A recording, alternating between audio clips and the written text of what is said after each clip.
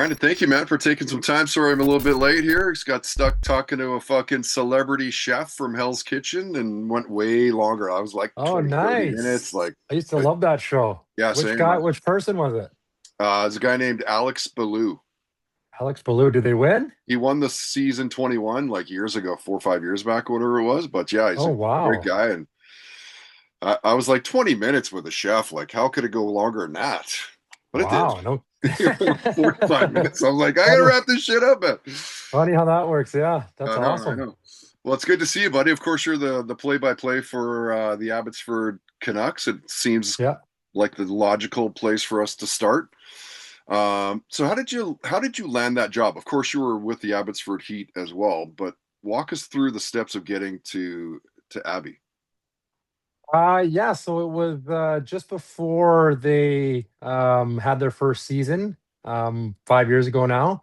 Right, And I was waiting for them to maybe put out a job application for a play-by-play job. They put out applications for a bunch of jobs, like in the office and in the arena, stuff like that. So just kind of waiting for that posting, and it never really came. All of a sudden, the summer went by. Next thing you know, hockey season was starting. Reached out to some people that I thought were going to be working for the team. Some weren't, and then did hear back from one person. They didn't know what was going on in the hiring. And in the meantime, I didn't have a play-by-play job. I was kind of in limbo. I was working for the Vancouver Warriors, but wasn't going to go back for the following year. And yeah, all of a sudden it was like early September, and there was an opportunity that came up with the Chilliwack Chiefs because their commentator wasn't going to get the COVID shot, which was mandatory for the no league at the way, time. seriously, that Yeah, was like no yeah. COVID, no fucking calling anything. Then Exactly. Like, that's yeah, you crazy. you cannot enter the building without a COVID shot. And so I got a note just before their season started, from one of their people in the office, in management, asking if I could step in for the year to help out. And I said, you know what, I got nothing going on. Let's just give it one last shot. I was about to hang it up. I thought, you know what, well, let's just do this. If anything happens from it, great. If not, then this is my last year and I try something else. Oh damn. And so I ended up taking the Chilliwack Chiefs job. Would drive by Abbotsford Center to get to the rink every home game. So always kept that in the back of my mind. Like, this was the kind of the job I was looking for. It never really came to fruition, but just gonna keep my nose to the grindstone. And yeah, eventually in around December, I heard from someone in the Abbey Canucks organization that their commentator, who they hired, James Sabalski, he was going to go to the Olympics and he needed to quarantine for a few weeks. And so they asked if I could step in and do a couple games, and I said, "Sure, that's great." And then so I ended up doing a couple games, and then it turns out that James actually got COVID, and so he didn't end up going to the Olympics to cover it. And so I got a little longer of a runway, and eventually led to them offering me the job by the end of January in the first season. And I've been there ever since. So it's really funny how things work out. You kind of hear stories like this. You think that would never happen to me. Right. And the stars just kind of aligned, and I'm glad they did. Yeah, and so of course we had an incredible cup run last year, but prior to Yeah. last year, how many playoff games had you called? The first year I did zero Right. because they Yeah. were out in the first round. All games were hosted in Bakersfield, so the Canucks were out in 3 games, so I didn't get to do any playoff games. The next year I did, I believe, three, and the year after that, I did the year before the Cup run. I just did one playoff game. It was at home in the second round against Ontario, and they beat us. And there were no more home games, so unfortunately, I just did one. I didn't end up doing any on the road that year. And then last year I did 24. So 20. from 1 to 24 in a That's 2 year awesome. span, it's pretty wild. And is there much difference of a regular game versus, like, of course there's going to be amp here, everybody's excited and everything, but like in terms of your gig, there's truly not much different, is there? No, not just like just the emotions are obviously the stage is a lot bigger. Sometimes you'll be thrown into calling games where it's do or die. So just, you kind of feel that tension, Yeah. which can kind of lead to your voice cracking a bit more, being a little more excited, or a little more feeling down if something bad happens. So I just try to keep it on a straight and narrow. Just try to treat it like any other game. But there were points last year, Todd. Like, I was almost sick to my stomach. Game 5 with a Right. chance to win the Calder Cup at home. Right. I've never felt like that before a broadcast. I was sweating. I couldn't eat. I couldn't drink. And I'm like, what do these players feel like? If I feel like this, like the cup's going to be in the building, I can barely function. Like this is just crazy set of circumstances. And I just needed that game to start. And thankfully got into the swing of things. And unfortunately, they lost in overtime, just one post away. They hit a Right. post in overtime, Todd. They could have won it at home. Dude, I was And at that game. I took my oldest. obviously, you saw it. I was Yeah. at that game. Yeah. Yeah. That would have been something. But I guess it wasn't meant to be. And luckily, they got it done in game 6. Yeah. And so, like, what were some, and I know it's like tricky to kind of go back and think of the highlights of a year ago, but what were some of, for you personally, what were some of the highlights of the incredible cup run that we had? I would say just overall, the Canucks Nation rallying around the team. Obviously, it sucked that Vancouver didn't make the playoffs. And so I guess a lot of fans are like, why not support this Abbotsford Canucks team? They're a very likable bunch. Yeah. There's some prospects on the team that are going to be on Vancouver soon. We Well, see what they're even doing. at that point, like sometimes Sheilaws would come down, or Baines would come down, or I suppose go up. Exactly. And say for Yeah. Assassin or Sasson would Yeah. come up as well. So it's not like we were. It's not like these players we didn't know. Exactly. They knew a bunch of players, like 16 guys played in Vancouver and Abbotsford last year, Todd. That is a Wow. massive number due to Wow. a lot of injuries up top, obviously. So a lot of fans got to see these Abbey players up in the NHL in Vancouver. So you're right. There's some familiarity there. There's some young, exciting prospects like Lecker Mackey, Mancini, Ratu, Carlson. Shelovs was like a folk hero by the time they even got to like the Western Conference Finals. He was just Sure.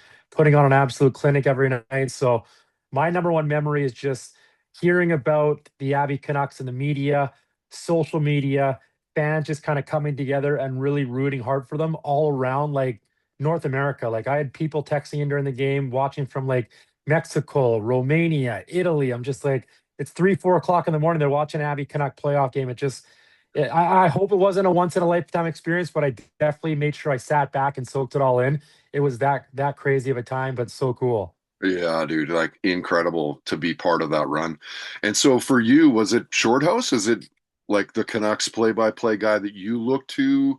Like, was he your guy that is like the pinnacle of like who is that guy for you? Yeah, I would say Shorty's definitely up there and one of my favorite commentators of all time, not just in hockey. I try to like mold myself after him a bit. Mm, And what I mean by that, like you see a lot of at the end of the day, Todd, every commentator is a homer. Like they're employed by a team. They're going to be a little more excited when that team scores or does well. sure. Whereas Shorty, sure, he has a little more oomph when Vancouver scores, but he's not over the top. He'll give a little excitement. I wouldn't say excitement, but a little more oomph when like if the visiting team scores a nice goal. And so I kind of respect that about him. Like he'll call a game down the middle, but at the same time, like he'll rise to the occasion and like give a little extra if there's a big moment, if Vancouver has like a big save or a big goal. Yeah, And so yeah, I've kind of molded myself over the years to that way. Whereas some Canucks fans even called me out about it last year. They're like, "You're a little too excited when the visiting team scores." Like they would legit call me out. And I even heard a parent for the Abbey Canucks mention that to me as well. uh, And so I was them like I even remember talking to Landon Farrar, my color guy. I'm like, yeah, should I like change my style? Like, should people are obviously like noticing, but like this is just kind of like who I am now. I feel like I want the visiting team. Like, there's gonna be not everyone's gonna be listening. That's gonna be a Vancouver Canucks fan. sure. There's gonna be the opposing fans listening as well. And I And a think like good they goal's a good goal. exactly, like, hockey's a fun sport. If there's a good goal or a big save from the other team, like, it deserves to kinda have that, enthusiasm. So, Yeah. I feel like Shorty has a great balance when it comes to that. But the reason I got on this was because of Jim Robson. Oh, of course. Like, when I was a kid growing up, we had, like, this radio, attached to our wall in our kitchen. I'd put it on 980, listen to the pregame with him and Larshide, and just would, like, be fascinated with, like, how Jim went about his job. Like, I wanted to play in the NHL, of course, as a kid, but I also wanted to do what Jim was doing because I thought that was so cool. Mm. It eventually was, like, calling, like, my street hockey games in the cul-de-sac, and, that's kind of where it all started. So, yeah, and then I had a chance to talk to Jim for the first time ever during the Abbey Canucks Calder Cup run. I talked to him on the phone for about an hour, which still feels surreal. Yeah. And got to talk a lot of stuff, not even about hockey. Like his memory is just absolutely insane talking about like a man cup that happened in the 50s that he called. So that was like just really neat to pick his brain and hear his stories. And yeah, should we like in Vancouver, Todd, as you know, there's no Stanley Cup, which sucks, but we've really been spoiled with the type of elite commentators that we had from I mentioned Robson, Shorthouse, Jim Hewson, like he was a regional guy, Yeah. Rick Ball, and now Uh-huh. Rick's the big dog in Chicago. John Abbott, who's doing real regional games for the Calgary Flames now. Brendan Batchers, obviously, very good at his job as well. So Yeah. Yeah. we've just been spoiled with great commentators here. We sure have. And Rick Ball, when I was over in Victoria, I was doing a morning show at a place called Extreme 107.3. And Rick Ball was my sports guy. No way. Yeah, so he would come Yeah. in and we would shoot the shit and just he was just such a like it's not just hockey. The guy knows sport. He just knows Yeah. sport. He was the voice of the BC Lions. Like he's the Swiss That's right. Army knife, which I've always admired about him. It seems like a great guy. I never got a chance to meet him, but I just always admire his work and Yeah. work from afar. And great to see that he landed a good gig in Chicago. Yeah, dude, he's a crusher, an absolute crusher. So back to Shelovs. Were you surprised to see the Canucks let him go to Pittsburgh? No, not at all. Just due to the whole waivers thing that they probably would have lost him for nothing if he Right. didn't make the Vancouver Canucks and he wasn't going to make the team. Demko and Lankinen just signed an extension, so Well, unless they're going I to. guess further to that, then, are you surprised that they didn't trade Demko, or you know what I mean? Like a lot of people are like, well, Lankin and Shelovs would have been probably a pretty good tandem. Although now, of course, Demko and Lankinen are machines. Yeah, no, I'm not surprised at all. I would not trade Thatcher Demko. He's my favorite Canuck goalie of all time. I think Is he like he really is he is so freaking good, Todd. amazing? And if not for his health, like he would be the best goalie in the league. I Well, I in a think game. that's what it is. People are like, well, the dude gets hurt all the time. Exactly, and it sucks because obviously he's gone through some tough times, and like when he was in college, like I think he had like double hip surgery. That's very rare for a young guy, Like, let alone a goaltender. So he's been kind of given the short end of the stick in the injury regard. But like if there's a game seven winner take all tomorrow, and I try to take my bias out of it, I'm taking Thatcher Demko. mm, If Team USA doesn't take him to the Olympics, I am gonna laugh my ass off because the Olympics is like a perfect place for him because it's a short tournament. He can last for a few weeks and be elite. And I do not want to see Canada go up against him in the Olympics. He is that good. mm. And so I would not trade Thatcher Demko. And then Lankinen just signed a new extension. So there's just no room for Shelovs. Yeah, fair enough. And did you hear that there's some teams that were asking if Fleury could come back? You got Yes, Edmonton has got to be in that conversation. I'm sure there's a lot of teams that are looking to get a save right now. And obviously, like Fleury was still pretty good last year when he retired, so I'm not too sure. God, it might have been Team Canada give him a call. Like they don't know who's going to be their starting goalie with Binnington kind of in shambles right now. So Right. I'm not surprised at all. Fleury seems like a guy that's just like he's like a fine wine. He just gets better with Better with age. time. Yeah, Yeah. Team Canada, that's actually a pretty good call. That could be it. And how about the play of the Vancouver Canucks since the trade of Hughes? And like what did you make of that trade? What was your initial like response? Pretty shocked. I was wondering if there's going to be a trade at all. Obviously, it seemed like there was going to be one, but I thought it might be something to save in the summer or around the draft. Yeah. So when that came down late Friday night a few weeks ago, I was pretty floored. And when I looked at the return, I don't think there ever would have been a return would have been like, yes, great trade right away. And so when I saw the pieces come back from Minnesota, I was like, okay. But when I saw Z Booyam, like I was really high on him in his draft year. I thought, okay, I'm very glad they got him. I would have been not very happy if he wasn't involved. So good on Jim Rutherford and Patrick Alvine getting a player of his stature Well, involved in yeah. that deal Dude, because I think he's if yeah. you're losing Hughes, you got to get a piece of the pie has to be another strong, solid D. Has to. Exactly, exactly. And I think he projects as the top two guy on any team in the NHL.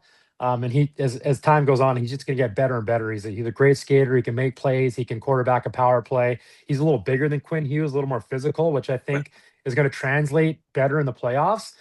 And obviously, I'm a huge Quinn Hughes fan.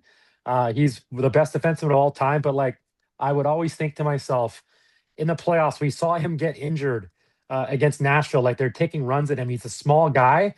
And yeah, he can spin out a check from time to time. But when the playoffs come around, teams are a little more deliberate with what they want More to do to vicious. the other team's best players. Yeah. and they're going to give them a whack in the back of the legs. They're going to finish their checks that usually they wouldn't in the regular season. And I think like having a guy like Z Bouillon and his stature is a little more suitable for the playoffs.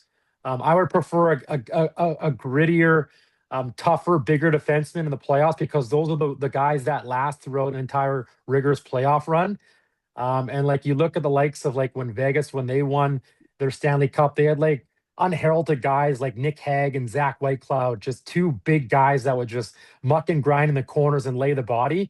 And you look at like Tampa Bay when they won the cup back to back. Victor Hedman is massive. Eric Chernak, a big shot blocking machine. Ryan McDonough will block a shot with teeth.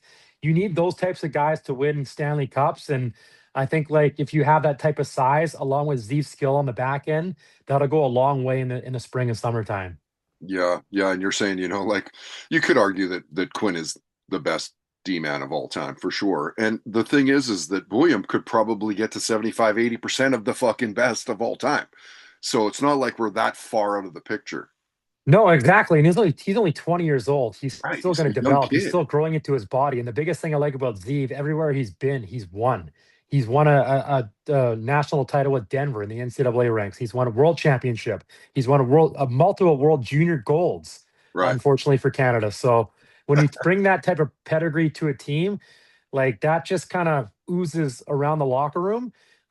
There's nothing like having winners that have been there, done that. And he's only 20 years old, which is ridiculous. Yeah, it's crazy. It is truly crazy. And what do you make of the fans that are like on Team Tank? I don't get that. Like, first off, they're pro players. They don't want to lose. If, as a fan and a lifelong fan, I mean, I've been watching them literally since the 70s, I would stop watching the Canucks if I thought that they were tanking on purpose. Yeah, that's just never going to happen in the pros. Like it may Never. look like at some points, like yeah, this team's not trying, but at the end of the day, this is these players' livelihoods. Like Brock Besser, Connor Garland, Tyler Myers, Thatcher Demko. They all have a lot of pride. They've been doing this for a while. Like they don't want to be bad. They want to get into the playoffs. A lot of those guys I just mentioned signed extensions this past summer, and so they don't want to be in a rebuild, a retool, whatever you want to call it. They Right. want to go out there and win hockey games. Obviously, they're upset they lost their best player and one of their best friends in Quinn Hughes. But we've seen the team overall they're a little more faster. They've developed team speed. Every single player they acquired, Ogren, Rossi, and Bouillon can really skate. And I think that's going to make a very big difference in the lineup on a night to night basis. Obviously, there's going to be some additions and some tractions along the way. Hopefully, they get better and better as the season goes along into next year. And at the end of the day, I just talked about him, the ultimate wild card. This guy's not going to let you tank Thatcher Demko. When he's in the pipes, it's just not going to happen. He is too good. The only thing that may help a rebuild is if Demko's injured for a lengthy period of time, which I hope doesn't happen. But he can literally win games on his own that we've seen going back to his days in the bubble when he literally almost dragged the Canucks past the Golden Knights in 7 games. Yes, yes. By the way, man, what a treat it is to have you on the program here today because recognizing the voice, it Well, sounds same here. Like awesome. growing up listening to CFOX, I was just telling my partner Sarah, I'm like, have you ever heard of Todd Hancock before? I'm just going on his podcast. It's pretty cool. So thanks Yeah, a lot for having me on. yeah, of course, man. And what is your first hockey memory as a kid? My first hockey memory. I honestly don't think it would be on the ice, Todd. I think it would be in the cul-de-sac playing road hockey. Yeah, That's kind of car. where yeah, it's where a car moved the nets. We would just abuse neighbors' houses. I can't believe like they come out and like say a few things, and we'd get probably have some snooty responses, but rightfully so. Like we were just like dinging their driveway and like scraping up their garage doors and all that type of stuff. Just like howitzers dinging their garage doors. Like they were our backstop, and like I don't know if you can get away with that these days, but I'm thankful they let us keep playing because that's where I really developed the passion and love for hockey and commentating. Yeah, I started skating as a young kid before even 5 years old, out at New West, and just kind of kept going from there. And my dad was my coach my entire life, and grew up playing in Poco Minor in the Burnaby Winter Club. Went back to Poco Minor and mm, eventually reached the junior B ranks. Played 1 year there and gave up 3 years of eligibility to get into commentating, and figured I had to make this work because I was going to quit hockey, and I'm glad that I made that choice. What a trip, man! It must be to think back to those days of like calling your just road hockey games to now you're, with the Abbey Canucks. It's pretty awesome, dude. It really is. Yeah, it has definitely been a pretty crazy journey. Like I'm coming up on 20 years now. Like I've been doing this for half of Wow. my life, which is pretty wild to Yeah. look back on. Went to broadcasting school, didn't have a gig lined up when I took my final exam until I got in the car when my dad picked me up on my final day when I got an Wow. interview with the Langley Chiefs. So, like Todd, you gotta have some connections in the business. You got to get a little luck, but at the end of the day, you got to work hard, and people will notice. So, Mm. hopefully I still got a long career. Like I said, like coming up on 20 years, and I'm not even to where I want to be yet in the NHL. Well, you're And coming up on so, it. You're coming up on it. I have a question further down the page, and I'll ask it now because we're here. But I was going to say, like, if you could have one or the other, would you want an NHL play-by-play job or $1 million? without question, an NHL play-by-play job. Like I can go win $1 million on a scratch win. Obviously, very, very long shot. But being a play-by-play person in the NHL, there's only a select few that have got to do that. There's only a select few doing that right now.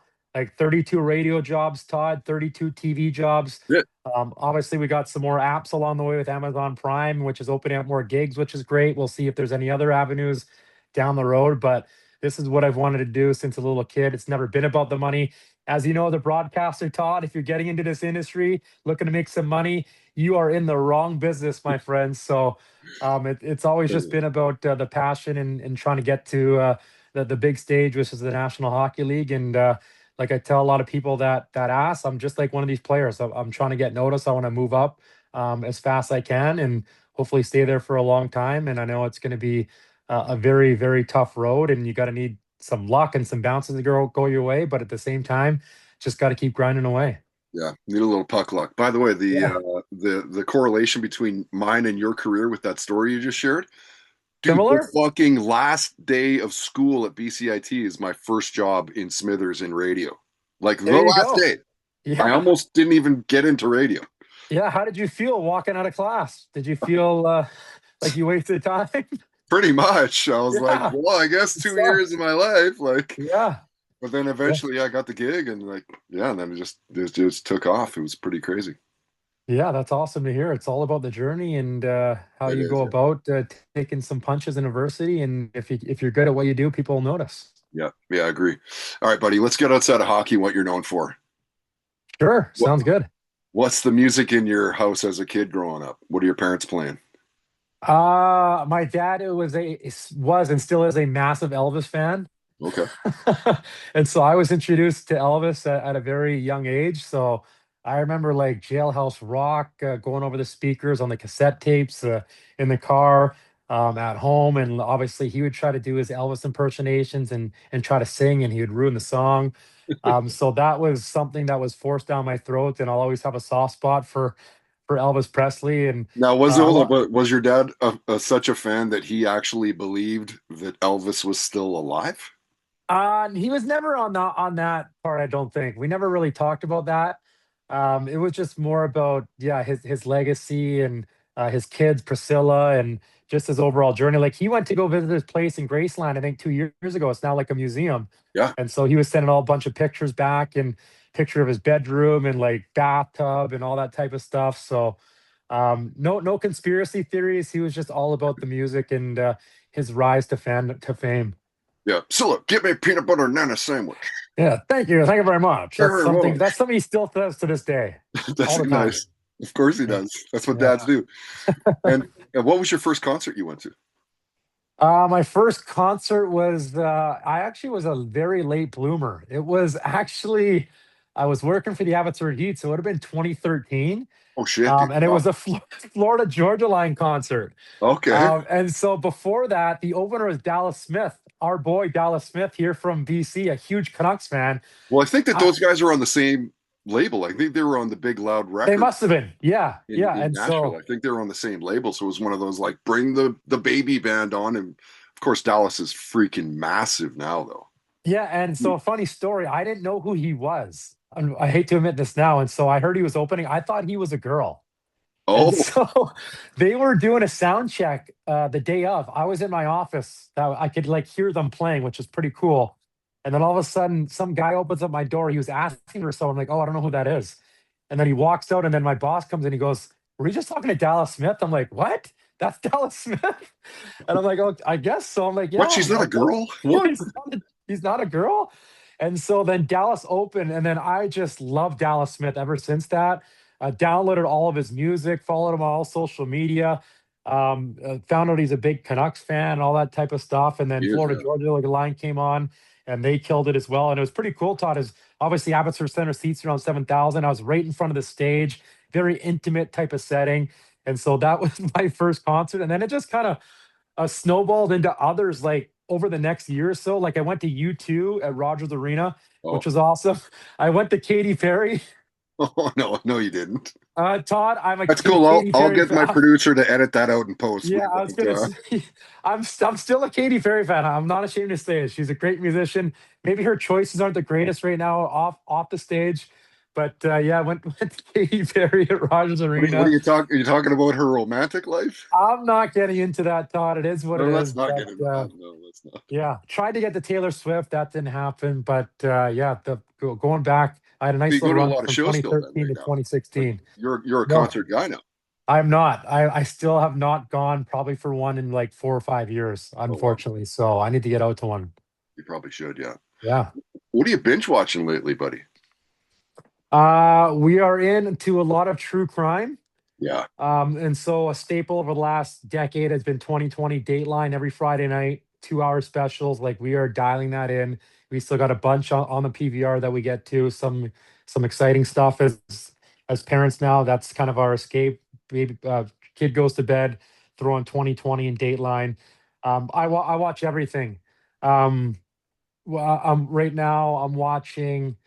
What am I watching? I'm watching Landman. I'm watching Mayor of Kingstown. The Landman's great. Um, yeah, I watch all sorts of documentaries. I've watched this one on Prime called Cocaine Quarterback, who was a Right? former college QB turned into a drug kingpin. Yeah. Um, I watch all the sports documentaries, like the NHL Face-Off series are pretty cool. Full Yes. Swing, the golf on Netflix. I'm watching the starting five NBA players. Like I love the behind the scenes stuff. I'll always watch that when it comes to documentaries. So Yeah. literally, Todd, across the board, anything out right now, watching it. And I have this notes app on my phone. Just like there's probably like 70 to 80 shows of a lot that I've already watched because people will ask me like, what should I watch? I just open up my app and like bang, bang, bang, bang, bang. Yeah. And so another great one we just watched as well is All Her Fault. I cannot recommend it enough. It's kind of hard to find. You got to get Stack TV. So we subscribed to it for the free trial and then canceled it after 2 weeks. We just watched all 8 episodes as fast as possible. It's about a kid that goes missing and it just has a bunch of twists and turns. It was just wild that nobody's talking about. So No, that is my biggest recommendation right now. yeah, never heard of it. I want to Yeah. recommend if you haven't already seen it, is that F1 series that they do. Oh, that's what Dude, got me into F1. That's what made me a like McLaren and Lando Norris fan. the It's that show. behind the scenes stuff, whoever's producing that is a giant. Yeah, they were Giant. pioneers because Netflix is like, okay, let's do Full Swing, and then Prime's like, okay, let's do the NHL Face-Off series, starting five on NBA. It just seems like it woke up every other big league to be like, why aren't we doing this with our players or athletes? Yeah. So cool. Yeah. Very cool. So are you into other sports as well? Or like do you like, I don't know, UFC fights? Did you watch the Jake Paul and Joshua Anthony Joshua fight? I'm a huge junkie. I call myself a five tooler, like a five tool baseball player. He's got the speed, he's got the hitting, the home run power. I Okay. watch sports across the board, almost to an annoyance to my partner Sarah, Mhm. who has to put up a lot of my sports watching. I'm an absolute junkie when it comes to sports. My favorite sport's the NFL.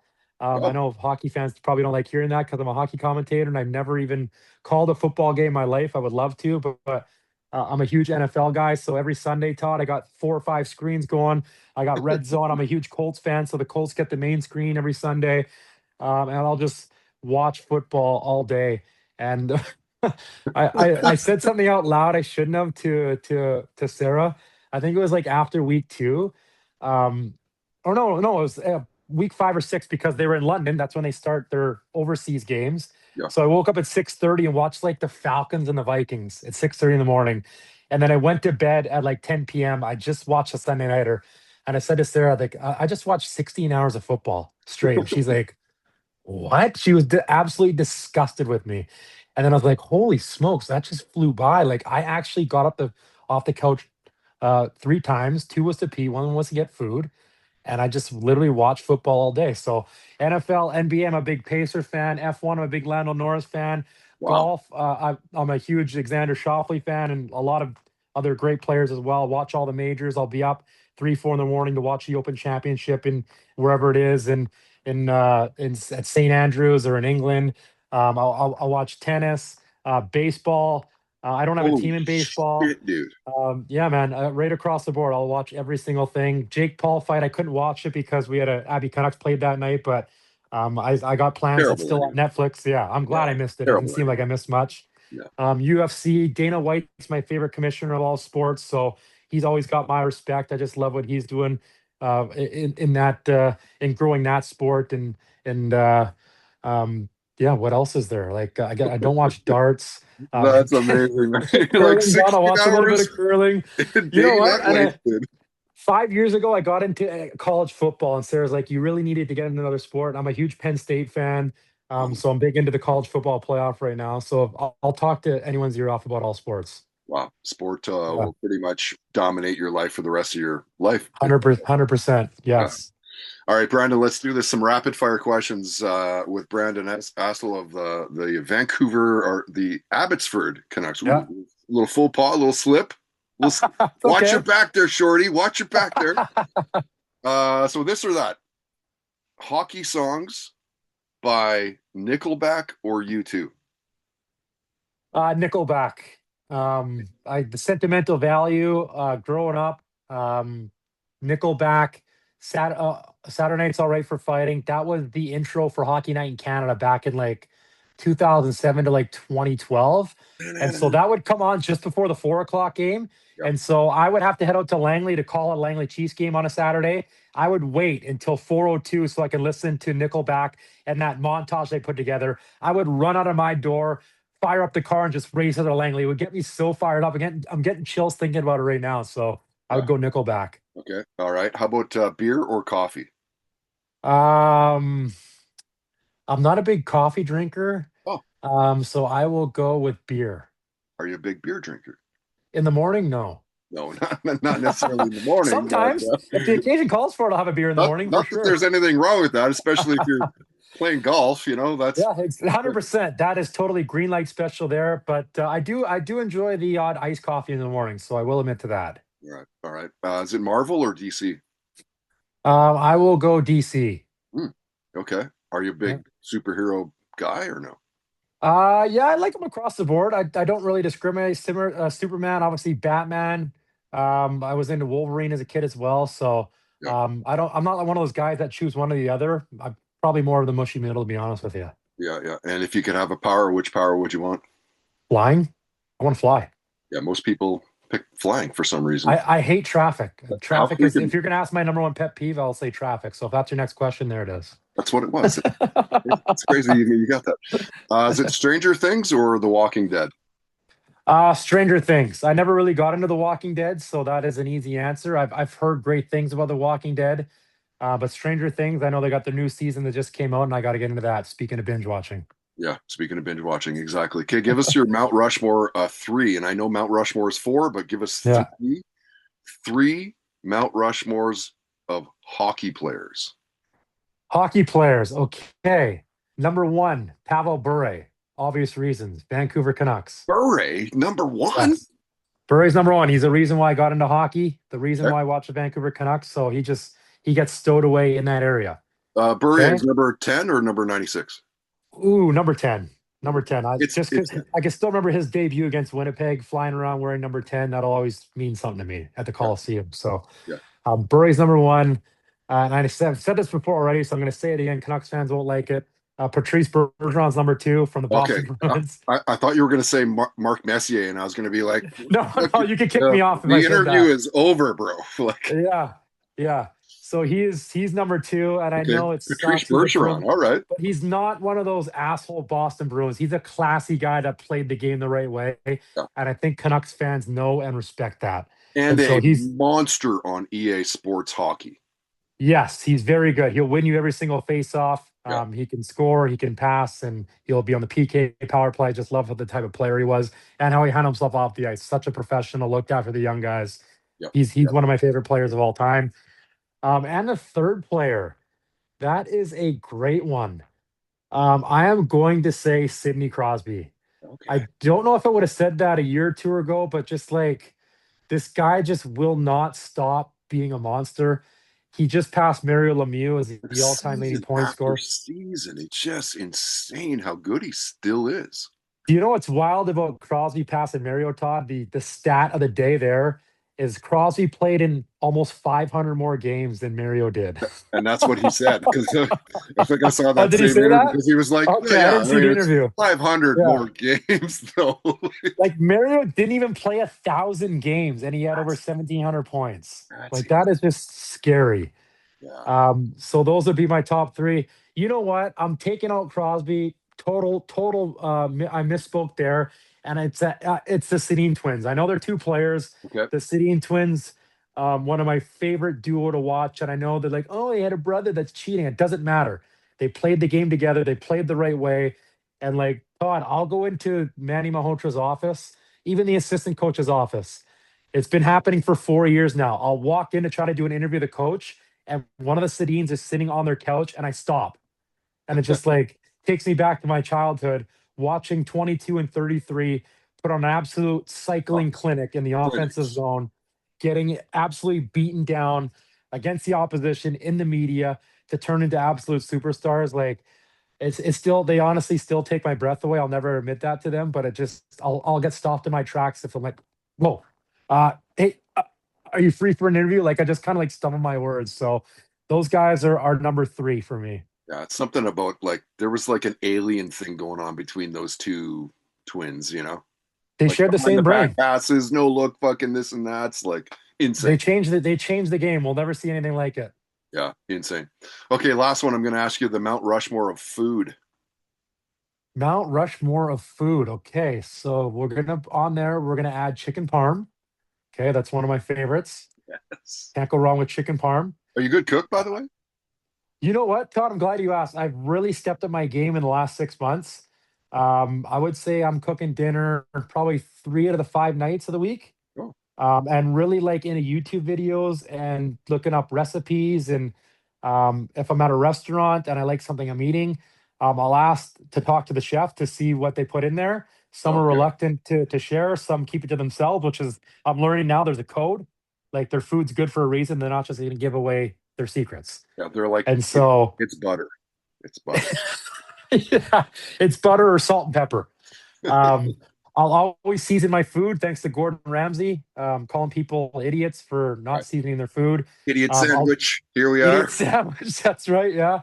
I'll always try different stuff, and I'm getting better because I've learned to fail. I'll learn that this isn't good. I'm going to add this and that. What tastes good in my palate? I'm going to add this to the recipe. So I'll kind of go off book from here and there. And so I think 2026 is going to be my year. I'm going to find out my signature dish.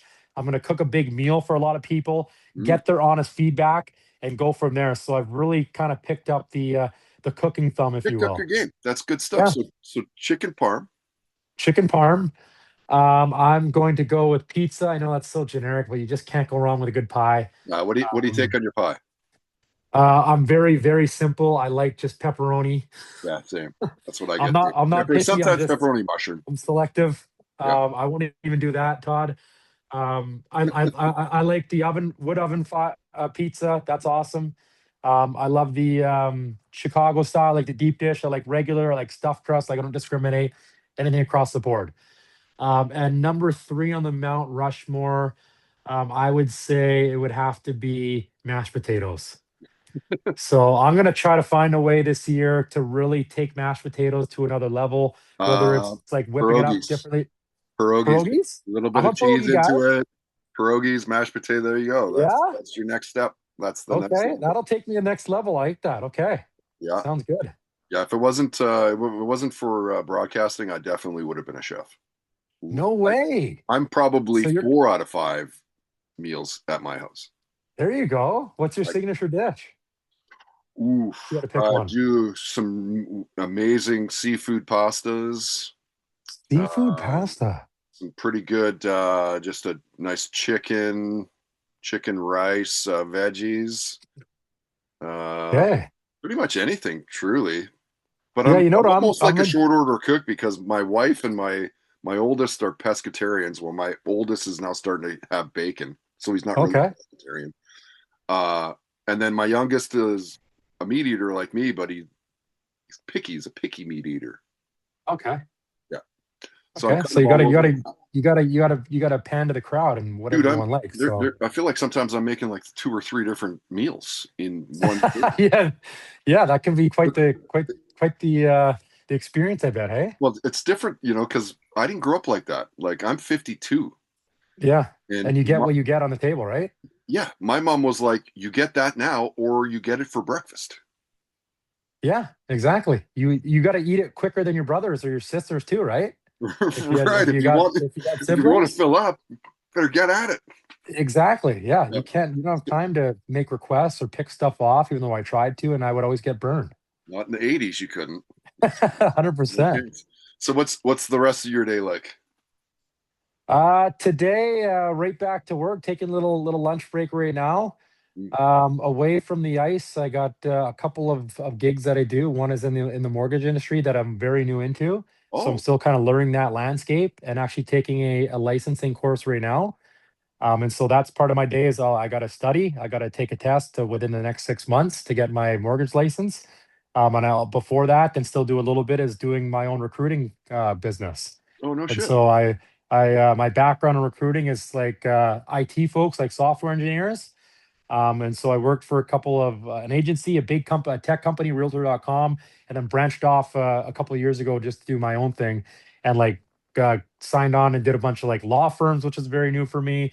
I got a tech company I'm working with, a couple of them, one in Calgary. I got a big lighting company, so I'm just kind of opening different doors and helping with different sorts of hiring that is out of my comfort zone, which has been cool. Dude, how do you squeeze that in 16 hours of sport watching at the same I time? don't. It's It's the the time. sport watching. I luckily I have the TV on right now. Like I got our boys Donnie and Dolly on right now. I got that Awesome. on throughout the day. I just work from home, which is great. And so I'll always have some sort of sports in the background. But right now with the mortgage, the recruiting, and the hockey, Wow. I mean these last few months have been wild. I'm looking forward to finally just settling down on Christmas Eve and Christmas for a few days just to recharge, and then right back at it on Boxing Day. Holy shit. I feel like, thank you, man, for carving out some time for us. No, anytime. This was a great escape. So thank you for asking me. Awesome. And by the way, if you need a place for the mortgage, like if you're looking for a gig or something, a good friend of mine is the owner of Citywide Mortgage Services in Oh, Vancouver. is that right? I am spoken for. I am working for my fiance's sister, who's been in the business for 10 years. So Okay. thank you for the offer, Todd. But right now I'm focused on this, and we'll see where it goes. But appreciate that. Awesome. Awesome. All right, buddy. Well, good to see you. Thanks for coming on. Where is the best place for people to follow you online? Like, where are you most active? I would say most active is probably on X, which is still weird to say, at Brandon underscore X. Astle. What's that? Yeah, What is this yeah, I X? know. It's some little thing. I don't know if it's going to last or pick up enough steam, but on X, I'm getting a little more active on the gram. A lot of Yeah, more same. Abbotsford Canucks stuff. I see your stuff on the gram, Todd. I need to get up to your level. I'm at Brando Astle there, all one word. There might be some behind the scenes stuff for Abby Canucks. I kind of go hot and cold. A lot of it has to do with how busy I am right now. Just don't have enough time to post. But sometimes I get into a groove and we'll post all sorts of stuff. So you never know what you may find there. A lot of people. I got a lot of followers, Todd, when the Abbey Canucks won the Oh, I championship. bet. I took fans behind the scenes. It got a lot of play, which I didn't expect, and some things maybe I shouldn't have posted that I did hear about. But at the end of the day, it happened, and I tell people I had immunity that night. They won a championship. If you win a championship, the only thing you can't do is murder someone. You can do anything else. You can go streaking in the streets. You can drink anywhere you want on the streets, on top of a rooftop. You can scream and yell through all hours of the night, and no one can say anything because you're a champion. So that'll be something I will always stick with the rest of my life. You got to treat it like it's a one-time experience, and that's exactly what I did in Charlotte, North Carolina. And it's always better to ask for forgiveness than permission. Exactly. That's the big thing they said in broadcasting school. So you've been training people well, Todd. That's right. So let's wrap it up on that note, buddy. Have a great day. Good to see you, Brandon. We'll keep in touch, and I'll tag you when we're chucking the shit around. Anytime, Todd. Thanks a lot for the offer, and let's chat soon.